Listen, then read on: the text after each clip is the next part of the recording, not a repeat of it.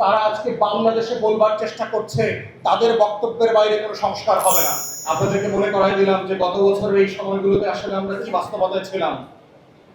প্রচন্ড ভয় জাতির ভিতরে, কে বুঝে আর গ্রেফতার হয়। বাংলাদেশের বিভিন্ন রাজনৈতিক দলের নেতাদের বক্তব্য শুনছিলাম যে তারা কিভাবে এই আন্দোলনের সাথে জড়িত নন সেটার ডিসক্লেইমার দিচ্ছিলেন প্রতিনিয়ত, যে আমরা এতই ভালো, আমরা এই সকল আন্দোলনে উস্কানি দিচ্ছি না, আমরা এগুলোর সাথে জড়িত না, এগুলো ছাত্রদের আন্দোলন, এগুলো ওরা করছে, এইসবের ব্যাপারে সরকারের উস্কানি আছে। এবং আপনাদের মনে থাকার কথা, প্রায় কাছাকাছি সময়ে হাসিনা দিল্লি এবং বেইজিং ঘুরে আসছে এবং তার বেইজিং সফরটা এতই ব্যর্থ হয়েছে মে জুনে যে তাকে সফর কাট করে চলে আসতে হয়েছে। 2 দিন আগেই সে চলে আসছে অসুস্থতার কথা বলে। ভাবখানা এরকম যে বাংলাদেশের স্বাস্থ্যসেবা এত ভালো যে চীনের থেকেও বেশি ভালো ট্রিটমেন্ট পাবে সে সদর হাসপাতালে। এই জন্য সে বাংলাদেশে ফিরে চলে আসছে চিকিৎসার জন্য। যেই নেতা নেত্রীরা দাঁতের ডাক্তার দেখাইতে আর কানের ডাক্তার দেখাইতে সিঙ্গাপুর আর ইংল্যান্ডে যান, সেই রকম একটা জায়গাতে যখন আন্দোলনটা ফুসে উঠছিল, সেই ফুসে ওঠার ঔনাসিক আসলে আমরা সবাই নিতে পেরেছিলাম কিনা। আজকে যারা বাংলাদেশে আমরা বড় বড় অংশীজনের দাবি করছি, আমরা যারা দাবি করছি যে আমরা জুলাই আগস্টে এইরকম সেই রকম বীরত্বের ইতিহাস রোল প্লে করেছিলাম, গত বছর এই সময় আমরা সবাই আলেকজান্ডার দ্য গ্রেট আর নেপোলিয়ন বোনাপার্টের মতো করে বাংলাদেশের পাড়ায় মহল্লায় আন্দোলন গড়ে তুলেছিলাম, যারা বলবার চেষ্টা করছে যে আমরা হইলাম সেই রকম বিজয়ী বীর, যারা আন্দোলনকে অস্বীকার করে করে সারা বাংলাদেশ চষে বেরিয়েছিলাম, তারা আজকে বাংলাদেশে বলবার চেষ্টা করছে তাদের বক্তব্যের বাইরে কোনো সংস্কার হবে না, তাদের বক্তব্যের বাইরে কোনো ঐক্যমত হবে না। কিন্তু তাদেরকে আমরা গত বছরের ক্যালেন্ডারের পাতায় পাতায় খুঁজে পাই নাই যে তারা কিভাবে এই আন্দোলন গ্রহণ করছে। তারা তাদের অনেক নেতাদের বক্তব্য শুনেছি, তারা বলেছে যে আন্দোলনের ভিতরে চক্রান্ত আছে, এটা আওয়ামী লীগ পরিকল্পিতভাবে আন্দোলন করিয়েছে, বেইজিং এর দিল্লির ব্যর্থতা থাকবার জন্য শাহবাগে নাটক করা হচ্ছে। তো সেই বাস্তবতায় হচ্ছে আমাদের আন্দোলনটাকে মনে করিয়ে দেবার একটা দায় যেমন আছে, ঠিক তেমনি আছে ক্রেডিট ব্যবসা করবার যেন কোনো ফাঁদে আমরা না পড়ি সবাই মিলে। কারণ বড় বড় আন্দোলনকে ঘিরে ক্রেডিটের রাজনীতি করতে গিয়ে এই বাংলাদেশে দেখেছি যে ৭১ কিভাবে স্পিরিট থেকে হারিয়ে গিয়ে চেতনা ব্যবসায় পরিণত হয়ে গেছে। ৭১-এর নায়করা কিভাবে দায়িত্ব পালন করে ব্যর্থ হওয়ার পরেও ব্যানারের ফেস্টুনে পাড়ায় মহল্লায় নেতা আকারে স্বীকৃতি পেয়েছেন। সেই জায়গা থেকে আমাদেরকে ২৪কে মূল্যায়ন করতে হবে, যেটা যাতে ব্যানার ফেস্টুনে হারিয়ে না যায়। আমাদের শহীদরা যেন নম্বরে পরিণত না হন। আমাদের প্রত্যেকটা শহীদ হচ্ছে এই আন্দোলনের সবচেয়ে বড় মাস্টার মাইন্ড। এই ১৪০০ শহীদের বাইরে বাংলাদেশে ২৪-এর কোনো মাস্টার মাইন্ড নাই।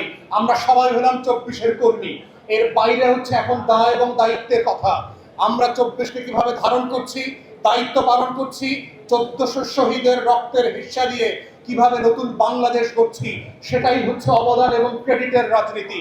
আমরা কোথায় মিছিল করেছিলাম, কি করেছিলাম, এই ৭১-এর মতো করে যেন কোনো চেতনা ব্যবসার ফাঁদে আমরা না পড়ি। তাই এবি পার্টি এবং নতুন বাংলাদেশের রাজনীতি আমরা যারা করবার চেষ্টা করছি, আমাদের জায়গাটা হচ্ছে সেই বাংলাদেশ গড়বার রাজনীতিতে আমাদের ভূমিকা কি হবে। আমরা যা আকাঙ্ক্ষা করেছিলাম বাংলাদেশটাকে গড়ে তুলব, যেই যেই বক্তব্যগুলো আমরা হাসিনার আমলে দিয়েছিলাম, বলেছিলাম হাসিনাকে নির্বাচন কমিশনটা এইভাবে গঠন করতে হবে, হাসিনাকে দুর্নীতি দমন কমিশনটা এইভাবে গঠন করতে হবে, হাসিনাকে বলেছিলাম তথ্য কমিশন, মানবাধিকার কমিশনে ব্যবসা বন্ধ করতে হবে, গণমাধ্যমকে গণতান্ত্রিক করতে হবে, পাবলিক সার্ভিস কমিশনের নামে ছাত্রলীগ আওয়ামী লীগের অ্যাপয়েন্টমেন্ট বন্ধ করতে হবে, প্রাতিষ্ঠানিক রূপ দিয়ে পেশাদারিত্বের ভিত্তিতে রাষ্ট্রের প্রতিষ্ঠানগুলোকে ঢেলে সাজানোর কথা বলেছি। সেই স্বপ্ন আকাঙ্ক্ষাকে, সেই দাবিগুলো যখন হাসিনার কাছে করেছিলাম, আজকে সময় এসেছিল, সুযোগ এসেছিল সেগুলো আমাদের হাতে বাস্তবায়ন করবার। কিন্তু আমরা দুঃখজনকভাবে দেখতে পাচ্ছি হাসিনার যেই যেই কারণে, যেই যেই যুক্তিতে সেই সংস্কারগুলো করতে দাঁড়াচ্ছিল, করতে রাজি হয় নাই, সেই শব্দে, সেই ভাষায়, সেই যুক্তিতে আজকেও দেখতে পাচ্ছি বাংলাদেশের রাজনৈতিক দলগুলো সংস্কারে বাধা দিচ্ছে, দ্বিমত পোষণ করছে। এটা 1400 শহীদের পক্ষে, গণ অভ্যুত্থানের পক্ষে শক্তি হওয়ার কোনো লক্ষণ না, এটা গাদ্দারির লক্ষণ এবং আওয়ামী ফ্যাসিবাদ নতুন করে ফিরে আসার লক্ষণ। তাই সবাইকে স্মরণ করে দিতে চাই, 1400 শহীদের রাজনীতি করে আওয়ামী পনা করবেন, 1400 শহীদের নামে দিল্লির গোলামি কায়েম করবেন, 1400 শহীদের নামে বাংলাদেশে আওয়ামী লীগকে পুনর্বাসন করবেন, 1400 শহীদের রক্তের উপরে দাঁড়িয়ে গণ অভ্যুত্থানের কর্মসূচি পালন করতে করতে বাংলাদেশে সংস্কারের বিপক্ষে দাঁড়াবেন। সেই বাংলাদেশ আমরা হতে দেব না, খোদার কসম।